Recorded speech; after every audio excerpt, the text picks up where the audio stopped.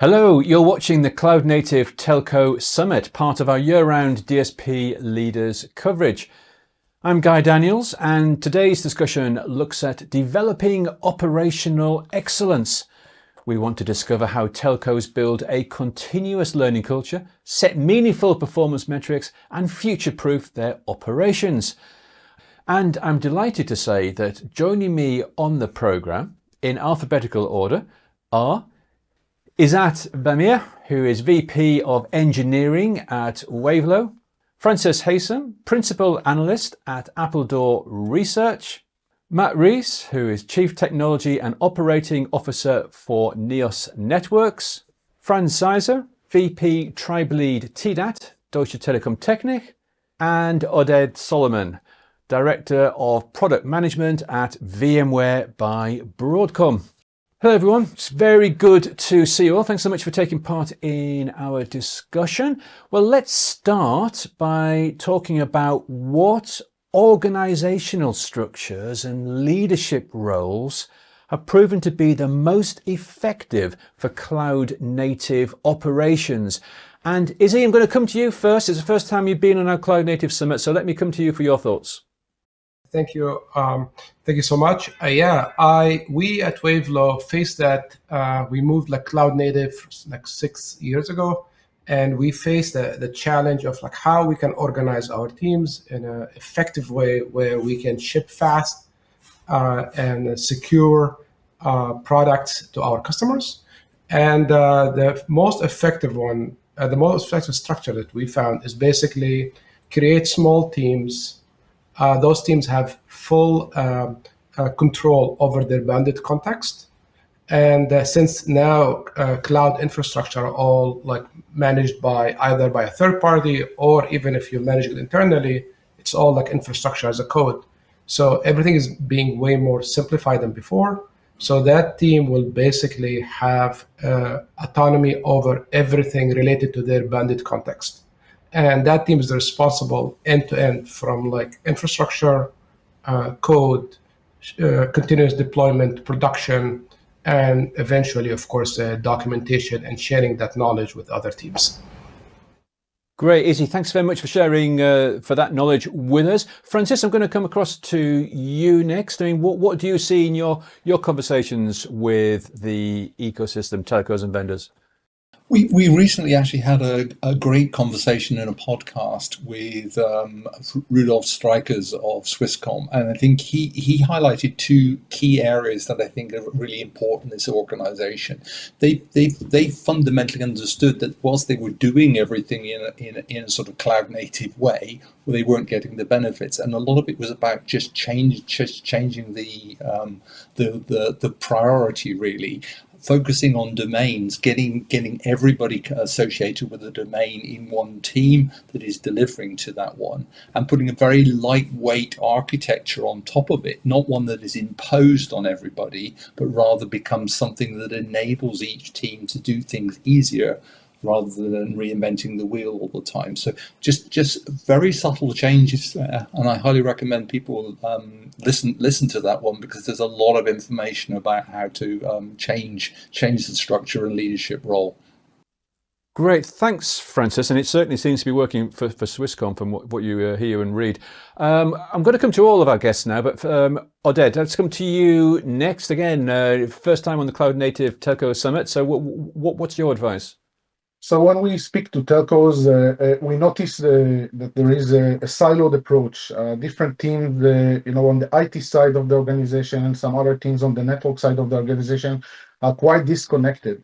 I think breaking those silos and bringing those teams together, they will find out that the cloud native infrastructure is very common. The use cases are very similar.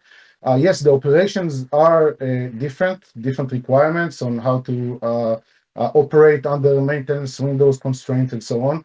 But in terms of the cloud infrastructure capabilities, those are very common.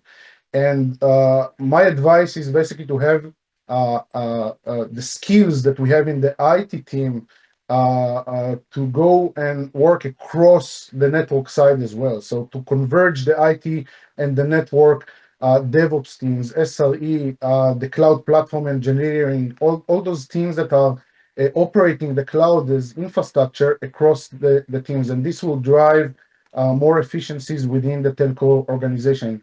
Telco organization is quite complex, as we all know, and breaking the silos is going to be key to reduce the operational expansion. Great, thanks for that, Oded. Appreciate that. And we'll talk to our two telcos on the panel now. Franz, I'm going to start with you. What can you share with us from your experience at Deutsche Telekom? Yeah, so what we did is basically two things. The first thing, we moved the architecture from vertical silos to horizontal layers. So we have on the bottom one team that really deals with infrastructure. So even we talk cloud native, we build our own private cloud. So someone needs to deploy servers, cable servers, provide all the networking. So that's done by that team. They provide infrastructure, but they also provide compute, network, storage. On the very top, we have our automation team. So they are in charge to build the complete automation layer. Help the teams to integrate, and the third, and I'm one of these, we provide the workloads. We have internally a picture that we compare that with a burger, so with a hamburger, bottom patty cloud, top patty automation, bottom bread, is cloud, top bread is automation, and I'm one of the patties in the middle. So we really provide and run the cloud native workloads. So it's 3 different layers, and the team are interacting within the teams. We changed completely to an agile organization. So we have squads. We do quarterly plannings, discuss and prioritize per quarter what to be done. And as we will come in later question, of course, the key to operate that smoothly, besides full automation, because you can't run that in a non-automated way, is of course making sure the teams are interacting properly. And also in case of issues, you know exactly how to involve the teams, whom to address, how to figure out where the issue is, and how to sort these topics then in a collaborative manner. Franz, thanks very much for detailing that process there. Really interesting. And Matt, let's come across to you. What are your thoughts here? There's definitely some common threads with what my fellow panelists have just talked about. I think in NEOS what we did was exactly what some of the others described. We put together those product or service centric squads. Primarily, we did that in a matrix way. What we decided, though, 18 months, nearly 20 months or so ago, was that maybe we needed to go one step further to sort of really break those historical silos between design, deployment, engineering and operational teams. And we collapsed effectively our CTO organization and our COO organization together into my combined role. So what we now call tech ops, borrowing from the software development world of DevOps that's been around for a lot longer. So really breaking down those boundaries, getting the teams not just working together in a matrix way, but far closer together organizationally, hierarchically as well. So that's where we thought that would go one step further, and really seen some acceleration, I guess, of that over the last 18 months or so since we broke down some of those historical organizational boundaries. So I think just one additional step that we've found is really successful for us beyond the matrix version of that. Matt, that's really interesting. Tech ops is fascinating. I've got to look into that a little bit more. Thanks everyone for those insights. Really, really valuable contributions. Well, let's move on to another question. And again, it's a question that we hear from our viewers for the past few years, just like the first one. How do we foster this culture of continuous learning, which is so essential, and cross-team collaboration within our cloud-native environment? Francis, can I come across to you to start us off? Yes, certainly. I think at the centre of this is really new KPIs, and they're cross-organizational KPIs. We've talked about bringing in domains or systems or solution areas and creating teams across all the way from planning network all the way through to assuring networks, for example. You need to have KPIs which are owned by that whole plan. You need you need alignment. Also, you need to be capable of exposing and understanding the conflicts and compromises that each part of the team needs to make, and that everybody understands why you're doing that.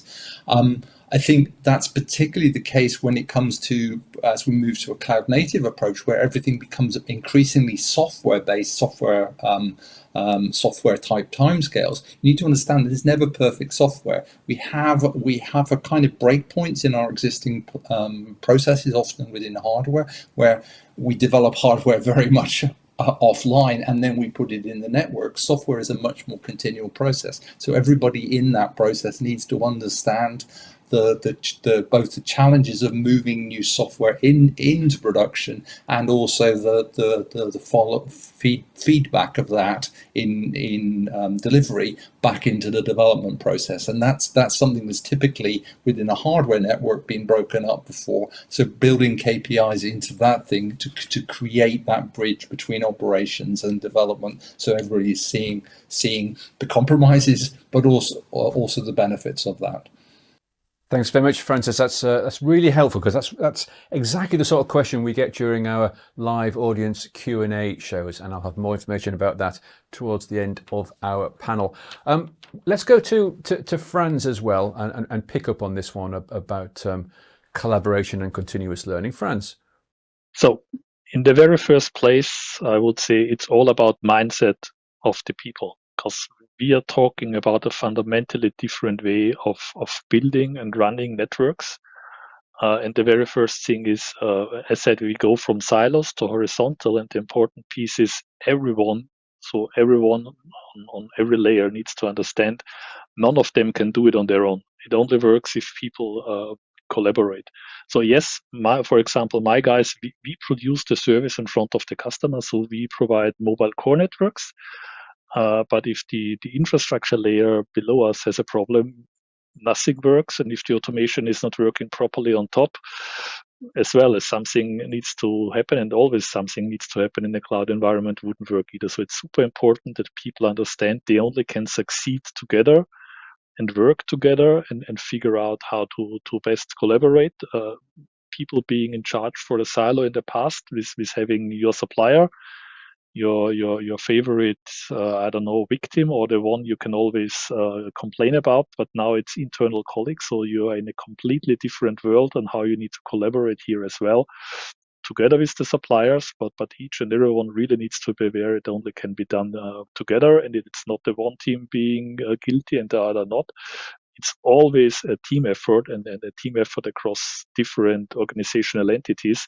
So bringing people together, make them aware, and work with them that they understand is one of the key ingredients to make this successful, and also work to establish the proper operational roles. As said before, understand in case of issues, it's clearly defined who is going to be contacted in what cases, and again how people have enough trust on each other that everyone is working with the same focus and the same overall goal, and that's of course providing always the best service to your customer. Absolutely, Franz. Communication and collaboration, so critical. Let's go across to Matt as well. Matt, let's get your insights. I think recognizing that all individuals have their own preferred way of learning. I think when you're trying to encourage people to sort of cross-pollinate from, maybe they're a network expert and you want them to start to pick up coding skills, as an example, what you don't want to do is put them off by not giving them access to the materials and community, I guess, that they can turn to for support if they get stuck whilst they're on that development journey. So I guess what we try and promote is that community feeling where you've got your experienced coders in this context are available and willing and supporting those people who are trying to cross-skill from being a historical, routers and switches person to somebody who can write Python code to develop that automation use case. So I think making sure that people are not just it's the education and it stops there, but there is that community that provides them the support resources. There's no come back to that culture point. There's no protective. This is my skill set and I'm the expert and I want it to just be me. But people are willing and in fact, eager to share their knowledge and support people on that journey as they cross-skill. I think that's the key, really, is building that openness and that support network for people who are learning something different. Yeah, absolutely, Matt. Thank you very much indeed. Yes, we've been following the need for years now to focus on the culture of the organisation. Oded, I'm going to come to you and then come to Izzy. But Oded, let's get your thoughts. Yeah, so I think that the blameless postmortem culture is what we touched with the previous responses. So I just want to emphasize that this is the evolution of DevOps into SRE into platform engineering. And this is something that creates a stronger sense of ownership of the platform. So people, engineers, operations people that are interacting with both the application layer and the infrastructure layer. Again, it's not about blaming, where the issue is. It's about working together, and the industry, the ecosystem as a whole, needs to provide tools to help those two distinct teams to break the silos. So basically having the application team and the cloud infrastructure team working together, understanding during triage where the issue is, learning from that, improving, enhancing the overall quality of the solution. This is really the aim when you go cloud native.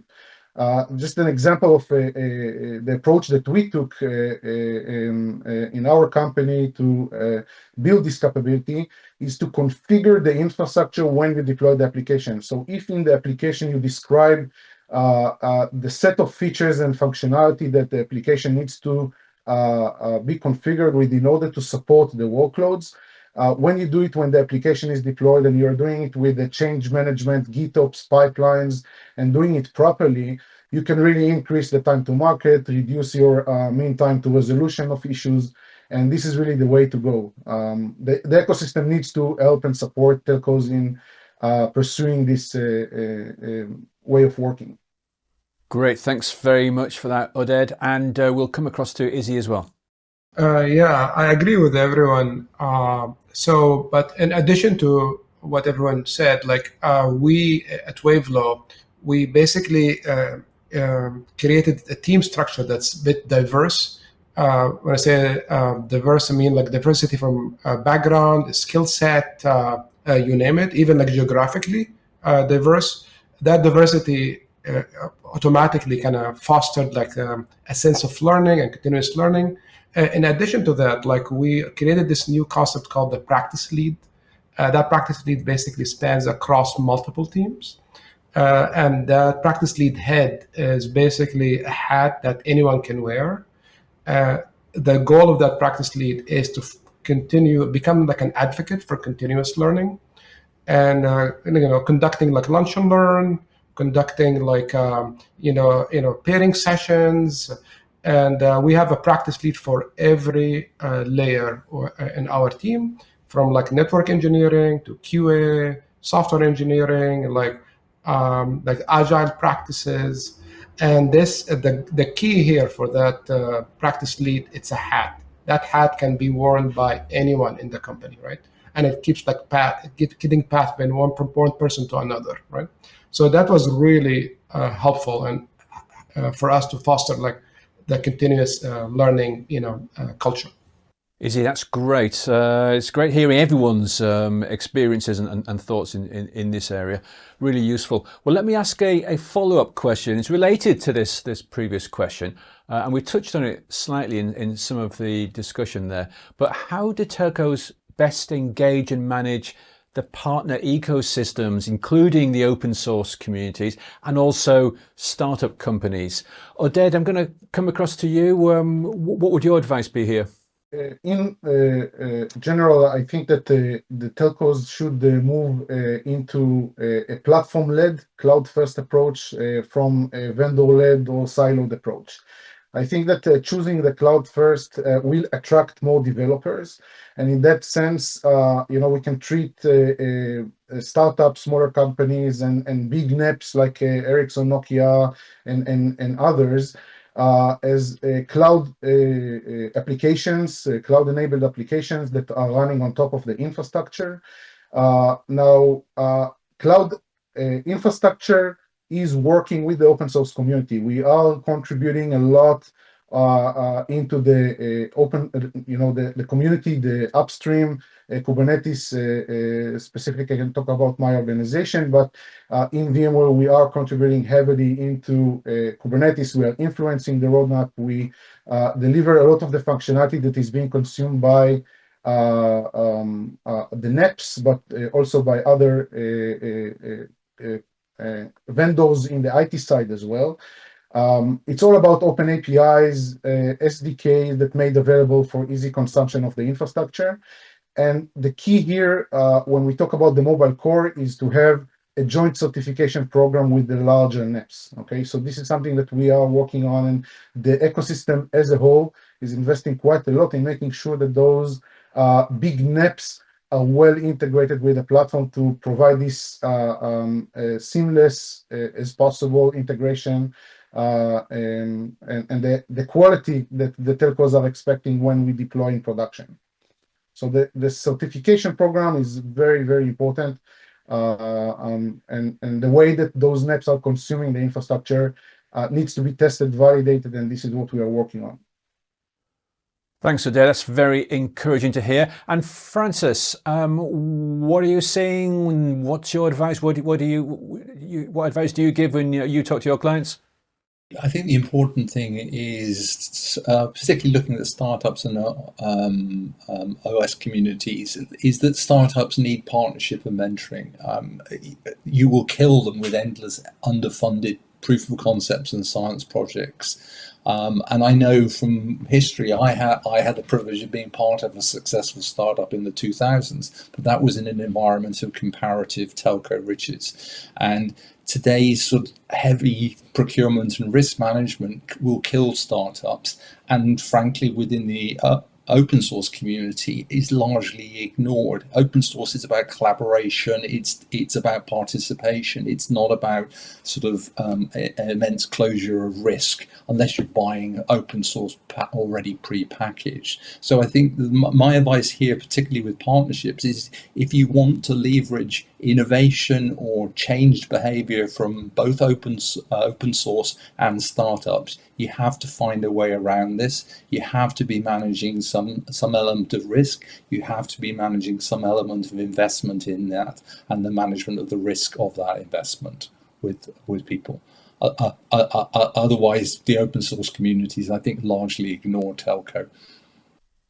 Yeah, absolutely they do. Good advice there, Francis. Thank you very much. Well, let me move on. Francis was talking there about endless POCs. Let me move on to the challenges that telcos face in scaling their processes and scaling their teams as their cloud native operations mature.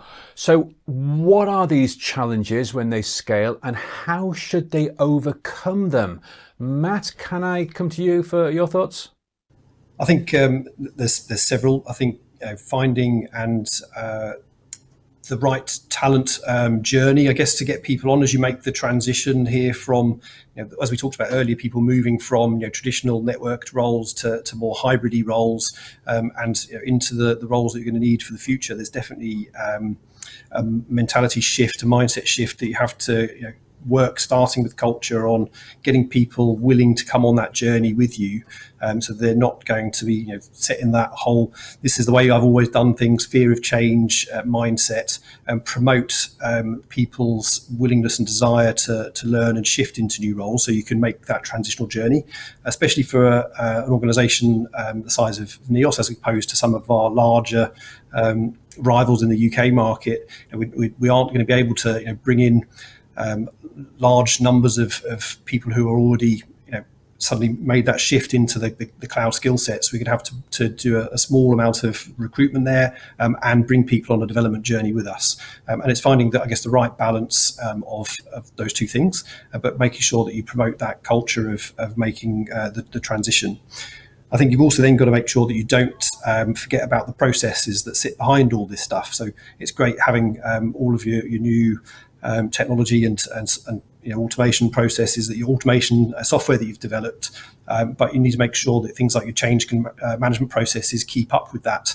So shifting towards, again, those agile mindsets, the DevSecOps principles of having a continuous improvement, continuous development pipelines, appropriate controls around release to production, but maybe some of those historic onerous processes with big heavyweight cabs and all that sort of stuff are not appropriate for all of those releases. So I think it's finding those right balances as you transition from an old monolithic mentality to a more cloud mentality. You've got to make sure that you take your people with you, but take your processes with you as you make the technology shift.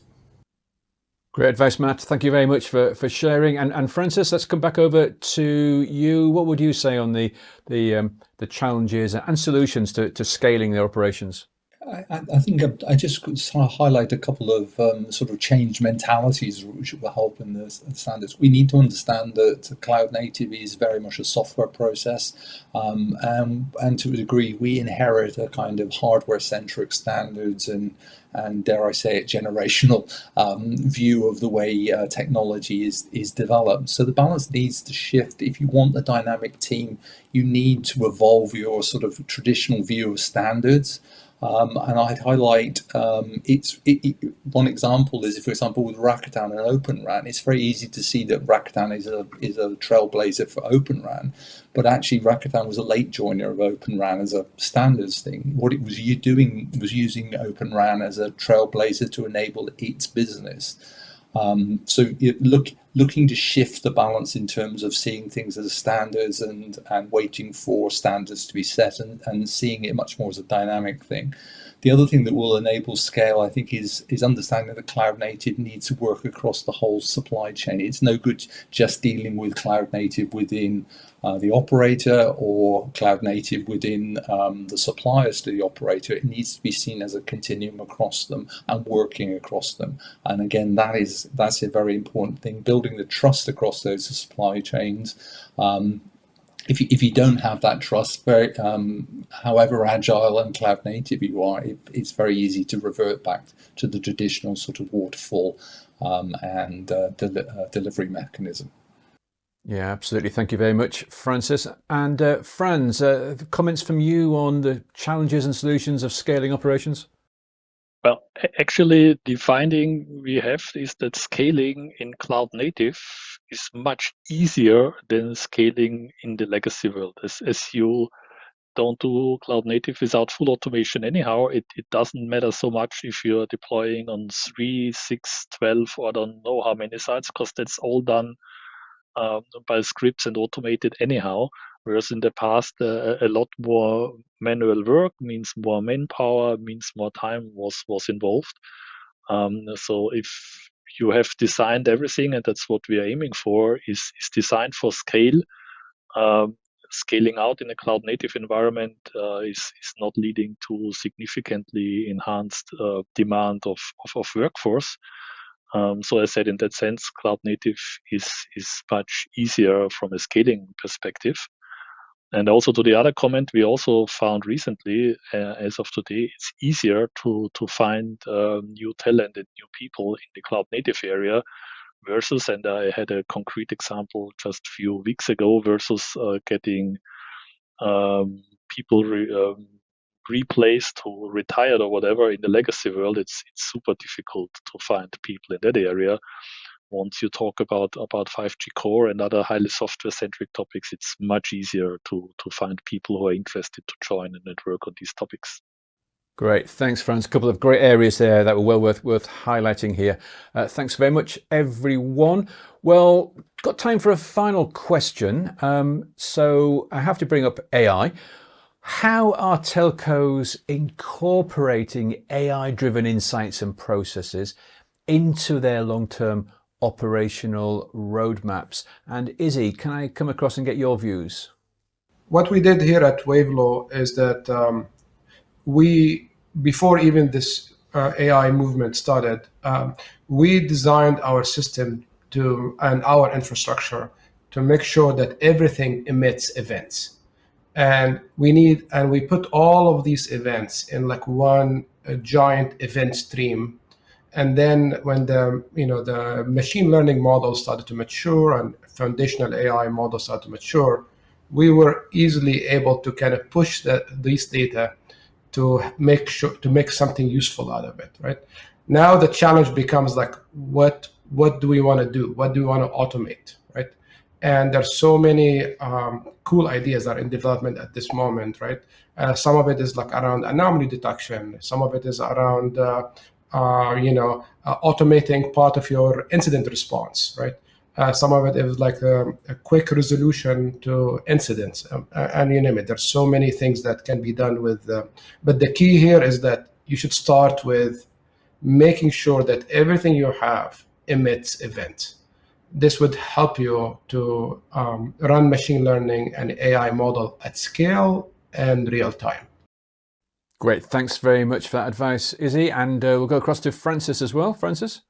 Yeah, I think we're just about to release an Appledore agentic AI tracker, and as part of that, we're looking at just general adoption of AI in terms of roadmaps. The honest answer at the moment is what we're seeing is that operators are looking at AI, what I would term is in a very siloed and process-specific thing. So you're seeing a lot of work into things like chatbots enabling better customer experience, for example, and you have to say you've already got examples of AI in things like root cause analysis, for example, in networks. What we're not seeing is a lot of what I would term is next step in terms of network operations beyond the trials, the proof of concepts and the trials at this stage. And I think the thing that's most important for the roadmap in terms of AI is that building of trust. I think everybody's got a long list of ideas of what AI can be used for, but there's a high degree, there's a high sort of resistance in terms of trusting the data to support that. And I think in terms of building things into the roadmap, a lot of it will be coming about how do we make sure we've got the data, how do we make sure we've brought data together, and how are we building more and more accurate data on that one. That's the thing that's going to enable the logjam to be broken.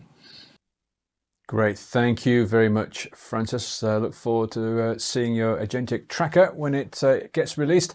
Oded, let's come across to you as well. Yes, so the way I'm thinking about this is the telcos are split between two major goals. There is the goal to reduce the OPEX and CAPEX and basically be more efficient and leverage AI for that.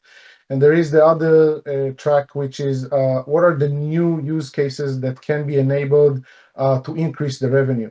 When you split those two use cases, you can actually put them on a chart and see what are the things that are easier to achieve, the lower hanging fruit that we already see implemented, like agents that are helping on customer support, agents that are helping with reading logs and increasing the observability. And there are things that, to the point made earlier, that it will take longer to trust fully autonomous networks. This is like the holy grail. Obviously, everyone is following that, but developing that trust is going to take some time with telcos. But by then, we are building infrastructure to enable those use cases. When you look at what we have been doing recently in VMware by Broadcom, we've been investing both on the software side and the hardware side to enable AI at scale, and the cloud infrastructure support new GPU capabilities, GPU virtualization that we see will be very useful for telcos to run generative AI workloads, to run agents, and basically prepare telcos for the next wave of network demand that is driven by the AI workloads. Oded, thank you very much for that, and we'll go across to Matt as well. Matt, can you share what you might be doing with AI-driven insights or processes? Yeah, I think there's some common threads. I think with some of the things that Izzy talked about and that Francis has just talked about as well. I think my view is that lots of the large brand software houses in CRMs and in ITSM applications have been very quick to market with their their AI agents that really help you in the business operations world of managing customer experience, and whether that's the chatbots or feeding information around customer interaction on sale. I think what I've probably seen is that we've, much as for a long time, I think the whole industry's been working on the gathering data from your network so that you can predict failure of links or hardware, so that you can self-heal. I guess what I've not seen so much of yet is some of the legacy or the incumbent network vendors having introduced some of those AI capabilities into their native software stacks quite so quickly as the BSS guys. But I think we've still continue I think across the industry to use those foundations that we built of gathering data and detecting pattern. So I think we can still do that ourselves without relying on the vendors. I definitely think that we'll see, and we're starting to see the first signs of those network vendors bringing that into their native management software, and the new AI releases of that and the features it will bring that will help accelerate it. I'm just hoping that we can do that at an appropriate cost point, and that all we'll have to continue to do that ourselves through our tech ops, developing our own code to continue to build on that. I think the BSS guys are so much quicker out of the gates with, I think, releasing their AI agents than some of the network vendors have been, that I'm hoping they weren't too late. Yeah, thank you very much, Matt. Well, look, thanks very much, everyone. We do have to end our discussion there for now. A lot for our viewers to digest, and I'm sure they're going to have a lot of questions, be sending in questions later on based on what we've been talking about. But for now, thank you all for taking part in our discussion. And if you are watching this on day 2 of our Cloud Native Telco Summit, then please, as I say, do send us your questions and we'll answer them in our second and final live Q&A show, which starts at 4 p.m. UK time. And the full schedule of programs and speakers can be found on the TelecomTV website, which is where you'll also find the Q&A form and the poll question. For now, though, thank you for watching and goodbye.